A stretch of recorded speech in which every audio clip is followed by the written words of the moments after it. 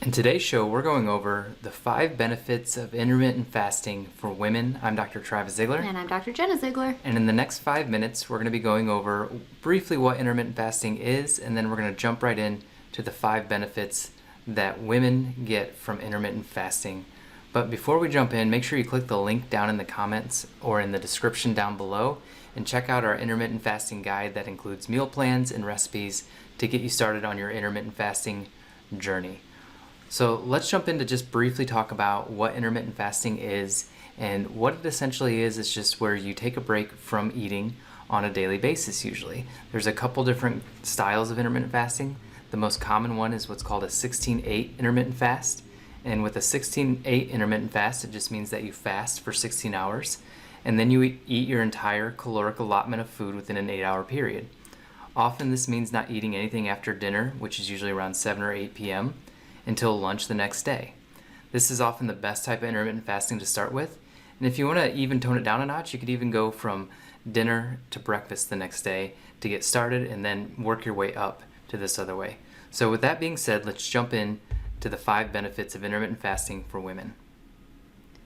Now, the first benefit is that it promotes weight loss and increases energy. So, fasting allows your body to use fat stores as fuel instead of sugar. So, your body will use sugar or glucose first and then store what's left over as glycogen. But without sugar around, like when you're fasting, your body moves straight to glycogen and will then use fat as its fuel. So, this can greatly contribute to weight loss and it increases your energy as well. And if any of you have ever done intermittent fasting, you know that it's great for days when you're really productive, you're busy, you have a lot to do, because it does increase your energy there.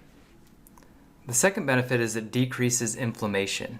So periodic but consistent fasting lowers the level of oxidative stress throughout the body. This means your body is better able to fight free radicals and inflammation. And even a 2015 study found that a longer duration of overnight fasting was associated with decreased inflammatory markers, and inflammation, as we know, plays a big role in disease. And then according to another study in 2011, using rat models, showed that those who were put on an intermittent fasting plan versus having the ability to eat whatever, whenever, showed better lacrimal gland output, or more tears in your eyes and more just salivary gland in general. Yep.